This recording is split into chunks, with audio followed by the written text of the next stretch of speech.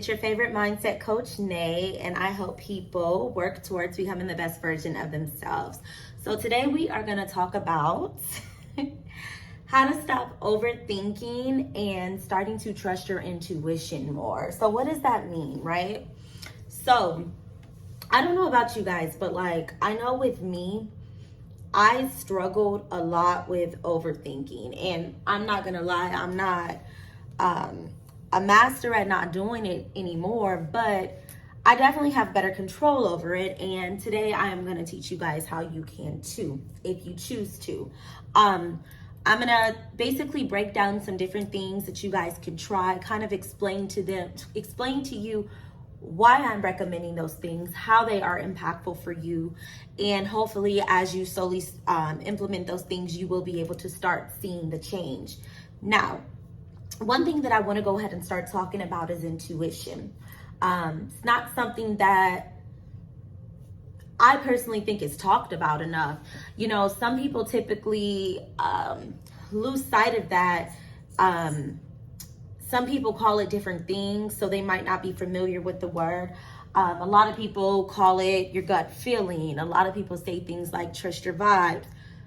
Whatever you want to call it, however you want to call it, there's no right, wrong answer. It's the inner knowing inside of you, okay? Not so much of what you're thinking and how you're all cloudy inside, but it's really what you're feeling on the inside, okay? So that's really important to know. Another thing that's important is you got to understand how intuition works. So if you are not utilizing your intuition, if you are not typically dealing with it on the daily basis, utilizing it on the daily basis, what happens, guys, is it becomes less familiar as anything would, and you get a little rusty on it. But the nice thing about intuition is intuition is like a muscle, so it can be strengthened over time as long as you're doing it intentionally. So if you're intentionally working on strengthening your intuition, it's like a tongue twister. And I keep looking back because I want to sit down, but I'm being lazy. But you know what? I got this. Because I'm doing different things, y'all. I keep saying, I'm going to start, but I'm to the point in my life, overthinking. I'm to the point in my life, I have been asking for something and the universe has given it to me. And baby, I'm not being very acceptive to how it's coming, but I'm working through it. So bear with me, and we will definitely have a story time about the testimony from this. But like I was saying, intuition is like a muscle. So the more you are practicing utilizing it with intention, it strengthens over time, and you will be able to start to feel and know when is the difference. A lot of times too, how you can tell, your intuition is like a pulling energy. It's like a pulling energy, and when you feel it, a lot of times your body is relaxed. Your body is relaxed.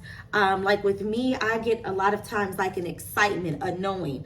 I don't know how I know it, I just know it. And I can Google it, and there is evidence somewhere, and it just comes to me. Another thing too is how I know it's my intuition. A lot of times it's what I refer to as my higher self talking to me. And a lot of times it's like an inner voice that is grounded, feels or sounds very calm to me when I hear it. And that's another way of knowing that I can trust my intuition. Now, what I will say, guys, to be able to trust your intuition, you have to be in a good headspace. You cannot allow yourself to be in a headspace where you are feeling cloudy. Usually cloudiness is a lot of people who has, racing thoughts, anxiety. A lot of this comes from overthinking. So if you are in a headspace like that, it is very complicated to be able to follow your intuition. And why that is because a lot of times your ego is going to be talking to you, and that's because your ego is not going to want you to change. Your ego is a lot of times going to be telling you why you should not do these things, because this is what you were used to when you were trying to make these changes. So these different things that I am going to suggest to try, you're going to be like, But overall, as you're constantly implementing these and practicing these, even if you just try them for 21 days, they say it takes 21 days to implement a new habit or to break a habit. So even if you try these things for 21 days, I promise you, you will have a difference in your life. So we're going to start with the first one. One of the things that helps me with not overthinking so much is meditation. Why meditate? Let me tell y'all something. I have avoided meditating forever. When I started doing it, I did not understand it. When I was trying to do it, I wasn't getting it. So what I had to do was I had to research and actually learn, why am I doing this? What does this do? And I learned that meditation is strictly just teaching you how to focus on something, which is very beneficial to us overthinkers, because we have all of these thoughts racing. We can't determine what's right, what's wrong, what's this, what's that. When you have that much going on, you ain't about to hear your intuition. And to be honest, a lot of times with all of that anxiety, you have all of these feelings, and we make decisions off of emotion. So a lot of times when we do that, we don't make the wisest decisions, or things that, we typically, they're not always the wisest decisions. And a lot of times we regret them. So the reason why I am suggesting meditation is because meditating, again, allows you to bring your mind to focus on one thing. So with meditating, as you're implementing it, as you're practicing, you're learning to focus on one thing. As you're focusing on one thing, and that can be breathing. A lot of times they tell you just start focusing on your breathing. What helped me a lot, the breathing wasn't what really got me going. What really got me going and being able to tap into utilizing my imagination and things like that was guided meditations. Guided meditations help a lot. You can get an app. There's different apps for that, different things that resonate with you, but being able to utilize guided meditations. And what I used to do was, however I was feeling, whatever challenge I was facing, I would pull up whatever emotions it was, and I would find a meditation to help me with that. And as I was doing that, I started getting different revelations, different downloads, different things coming to me. Sometimes later on, I could be doing something else, such as like driving, and things would come to me, listening to an audiobook, listening to Esther Abraham Hicks, and things would come to me. Things would just start making sense. Certain things was clicking. I was able to start healing areas in me that I forgot about, that came from childhood trauma that I still had dealing with, I was dealing with right now, implementing into my world. That was basically keeping me into what felt like a prison. So being able to meditate frees you from a lot of things. And when you're able to start digging in deep, you are able to change your beliefs and make peace with whatever it was, because now you remember why you were thinking that in the first place. And you're like, nah, I know different. It's okay to change. And it's almost like it instantly clicks. Next thing I would state to do is practice mindfulness.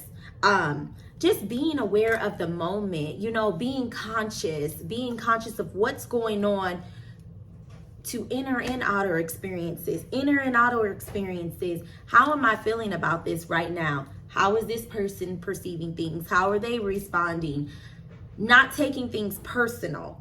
Another thing as far as practicing mindfulness is coming from a place where it's non-judgmental.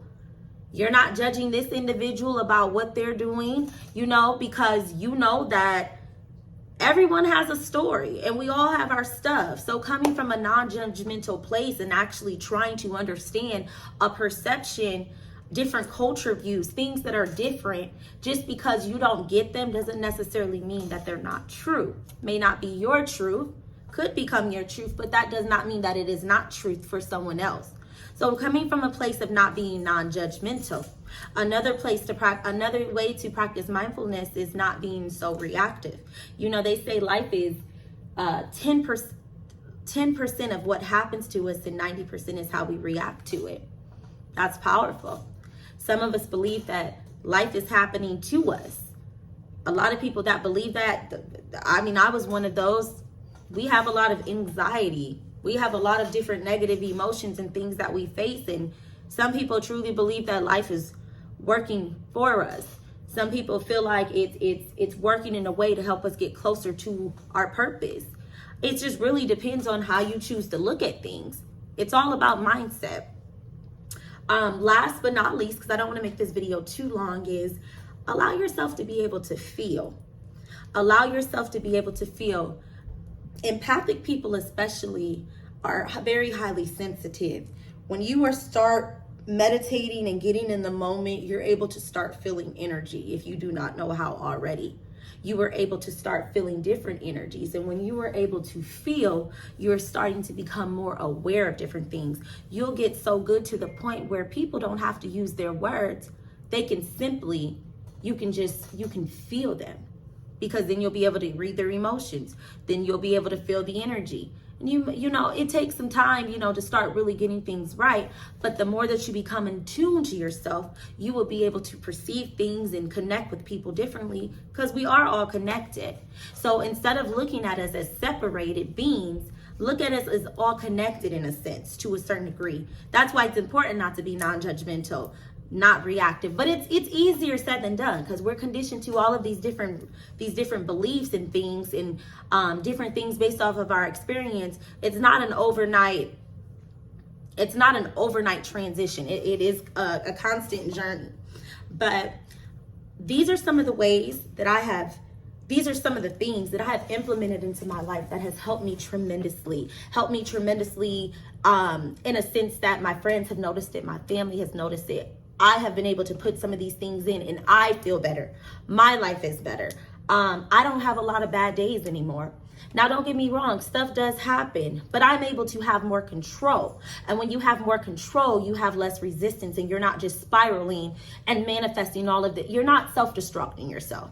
And that's important, because when you're not self-destructing yourself, you got control over things. You're able to keep yourself from going into a depression. You're able to keep yourself from being able to, you know, just go a totally opposite way. You got more control over this stuff. And regardless of, you know, you're not being perfect and figuring it out, it feels a whole lot better than where you were before. So I highly recommend you guys try these things out. But I want to thank you so much for tuning in with me, listening to these things. I hope you do utilize them. Please leave in the comments how they are working out for you. Please update me on your journey. Please at least try these for 21 days to see how things are starting. Because again, you're not going to get it right. Nobody is perfect. I got this wrong a whole lot. Still get it wrong sometimes. We're human. And when you get it wrong, don't beat yourself up about it. Show yourself some compassion, because this is all new to you. But I do want to hear how your journeys are. So please, please, please, please leave me that information, because you letting me know how effective these videos are lets me know what to post, what not to post, since I am getting back into this. But if you're not already subscribing, please hit the subscribe button, like the video, and please leave a comment. Please, please, please let me know what you think. I thank you so much, guys, for tuning in, and I will see you guys later, okay?